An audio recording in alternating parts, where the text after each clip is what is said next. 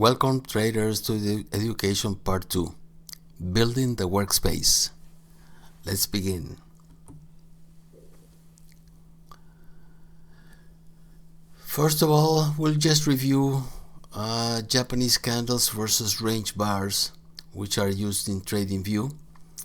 We use range bars, and we have colored them neutral bars in orange color, strong bullish bars dark blue, light blue, and magenta bars, and combination of bullish bars are a combination of these three colors bars. Strong bearish bars are white, and combination of bearish bars are white and red. So let's begin.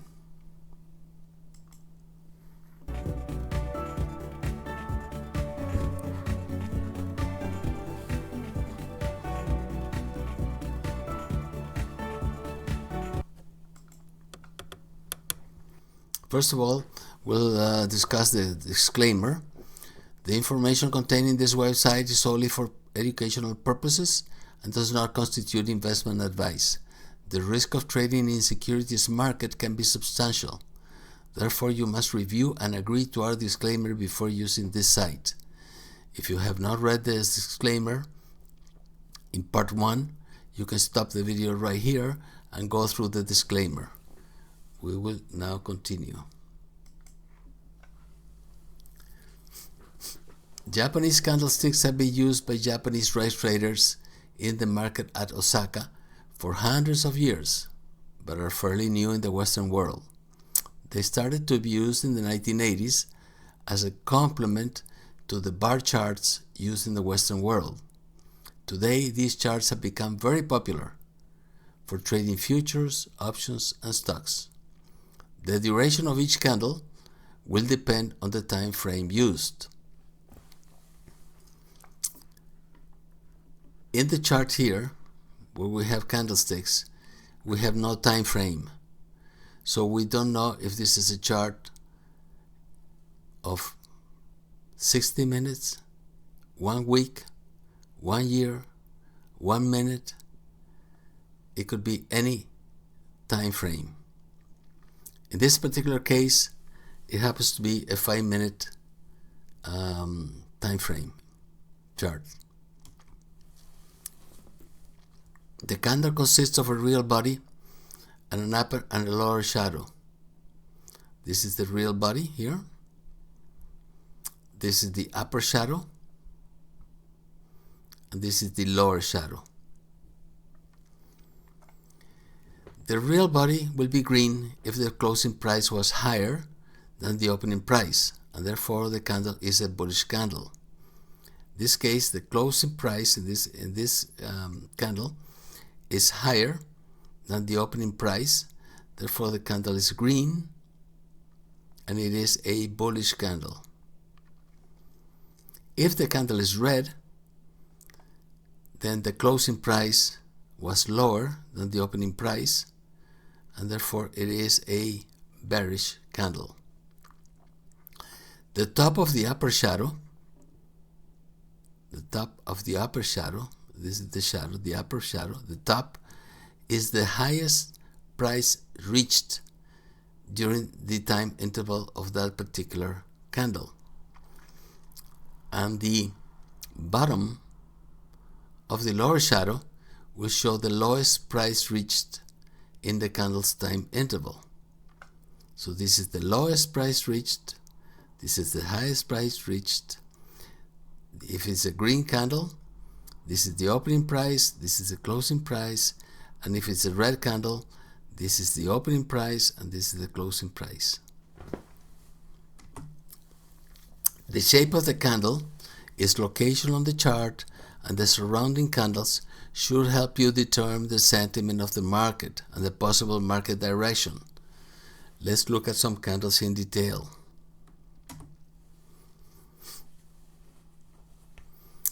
These are reversal patterns of Japanese candles.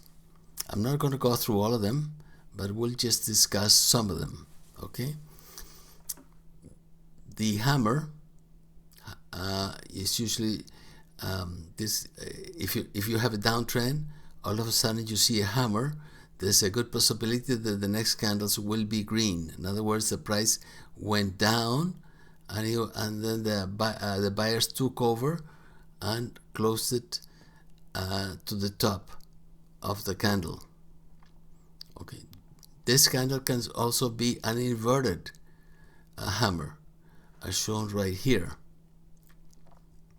It also means that the downtrend might have changed. Okay, the direction of the trend has possibly changed.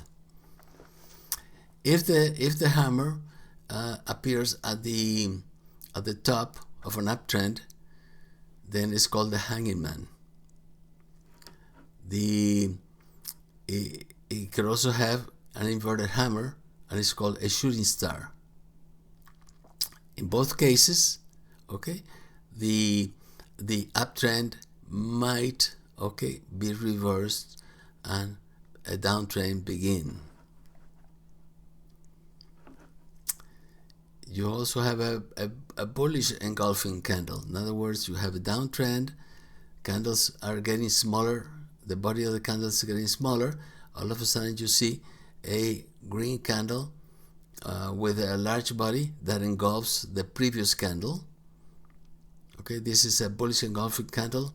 You could expect the price of the security to go up. Here's a bearish engulfing candle. You have an uptrend. The body of the green candles are getting smaller. The body of the red candle is large. Okay, it engulfs the previous candle.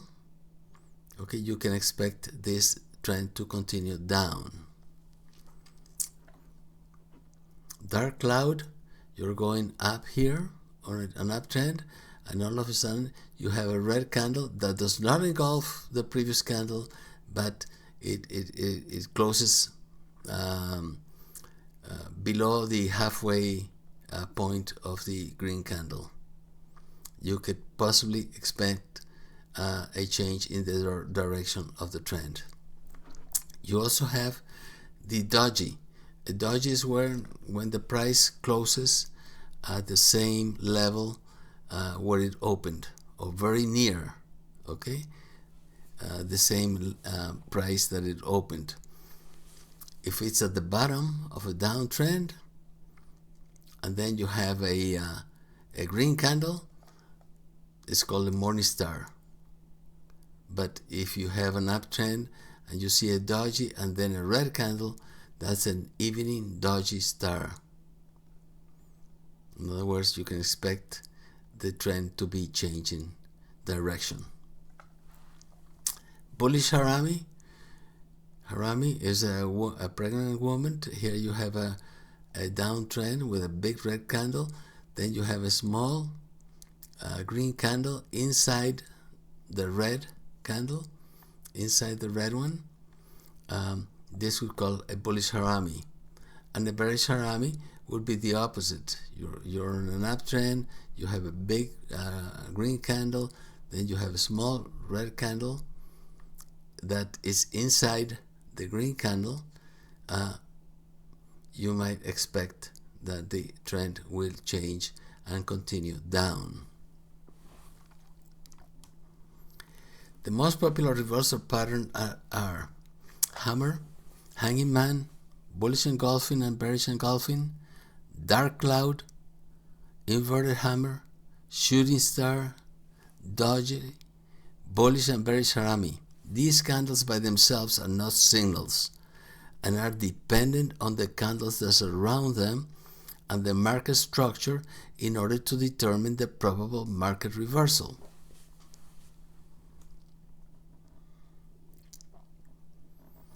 Continuation patterns of Japanese candles.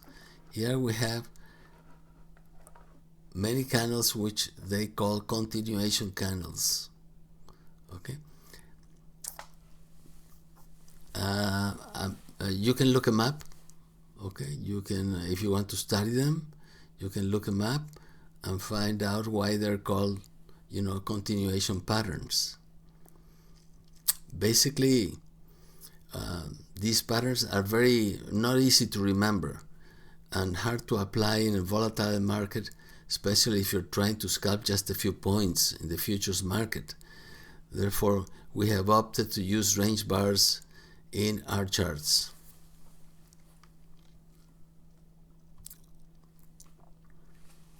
Okay, range charts. They are plotted on a chart and they have the same price range and therefore the same length based on the range specified. In other words, each candle, for example, if we use a chart of the S&P 500, each candle would be 1 point. Okay, in other words, it would have 4 ticks, or the range would be 4. And each bar is the same length. Okay, each bar would be a 4 range bar. If it exceeds the 4 range, then a new bar is formed. Since there is no time component, as you would see in the Japanese candlestick charts, the range bars can help you see price movement more clearly by removing the time component from the chart. The advantage is that long periods of consolidation may be condensed into just a few bars, removing excess noise from the market and highlighting the real price movement. In other words, for example, if this particular bar, okay, if the price went up and down, this price, okay, this bar, then and it took say 10 minutes to move price up and down. If you had a candlestick chart with a 1 minute time frame, it would be 10 candles would be shown rather than 1 candle. The entry price is shown as a line to the left of each bar. The entry price is always on the left of the bar, and the exit price is always on the right of the bar. So the entry price is on the left, the exit price is on the right. Each bar closes either at the high or the low of the bar.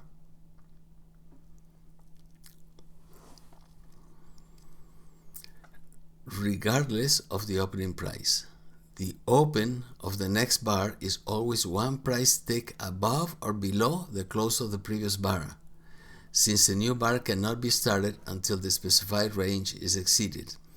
In other words, here we have a bar, okay, which is 4 ticks. The range is 4.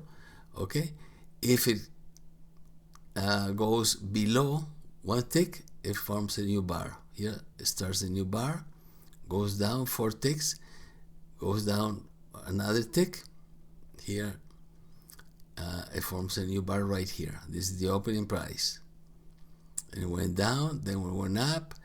It exceeded the range by 1 tick up, then it forms a new bar. Okay, so it always closes at the bottom or at the top. At the bottom or at the top. If it exceeds the top or the bottom, then it forms a new bar. Okay, the range bar charts have no gaps. Therefore, virtual bars will be inserted as necessary to fill in the gap in the range bar chart, as you will see towards the end of this lesson. These range bars in our framework have been colored according to the predominant force in the market. Neutral bars. The chart has been built starting with neutral bars, indicating little buying or selling pressure. The neutral bars are represented by an orange colored bar. A neutral bar can be bearish, can be bullish, or can be neutral. For example, this is a chart which is all neutral bars. This is the starting point, okay, of our chart. All neutral bars. Neutral bars can be bearish. It closes at the bottom. The next bar would be started one tick below this one. It could be bullish. It closes at the top, and the next bar starts one tick above. Or it could be neutral. In other words, the opening and the closing price is the same. It could be like a doji.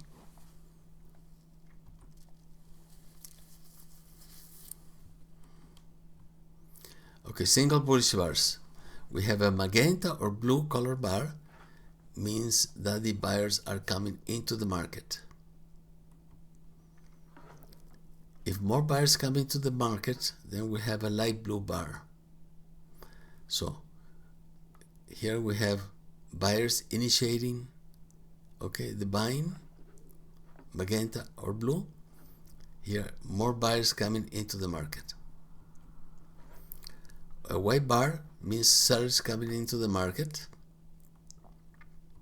and the red bar is more sellers coming into the market. So sellers initiate a downtrend and more sellers coming into the market.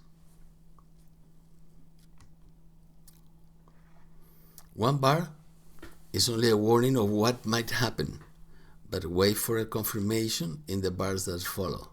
In other words, one bar might tell you that buyers are coming into the market or sellers are coming into the market, but it might not mean that more sellers will come into the market or more buyers will come into the market. It depends on the markets, on the bars that follow. Let's see some combination of a strong bearish reversal combination bars. In other words, we have here a bearish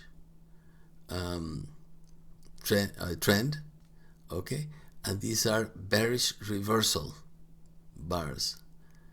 Okay, in figure 1 we have a magenta where buyers are just coming into the market, okay, followed by a blue bar or a light blue bar.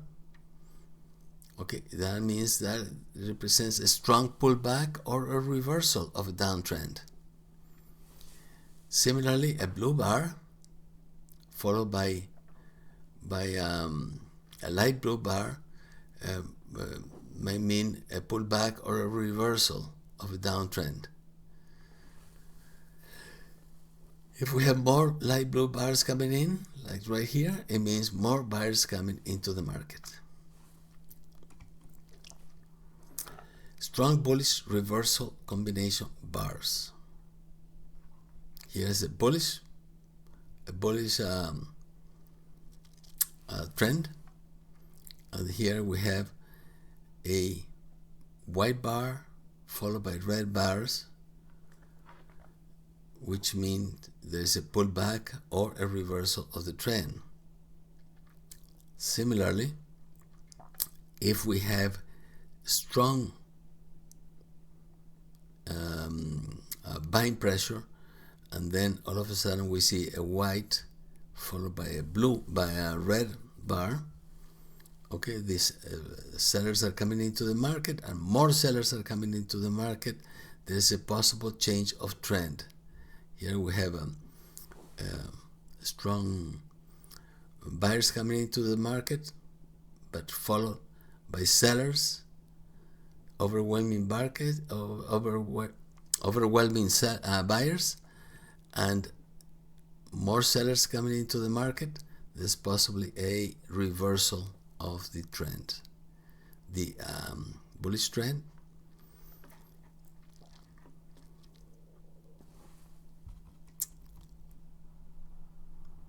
Let's take a look now at the virtual bars. The chart to the left shows how a jump in price is filled with virtual range bars. If the opening price is higher than the previous closing price, then the virtual bars will be light blue. If the opening price is lower than the previous closing price, then the virtual bars, not candles, bars, will be red. As shown in the chart on Friday, okay, the price closed right here. And the opening price on Sunday was up here. Okay, there's a gap between the closing price and the opening price. Okay, this gap is filled with virtual bars which will be light blue if the opening price is higher than the previous closing price. And if the price is lower than the previous closing price, the opening price is lower, it will be filled with red bars. In candlesticks, we use a candlestick chart. The gap is not filled. The gap stays right there, and you can see that there are no candles in that price interval. Okay.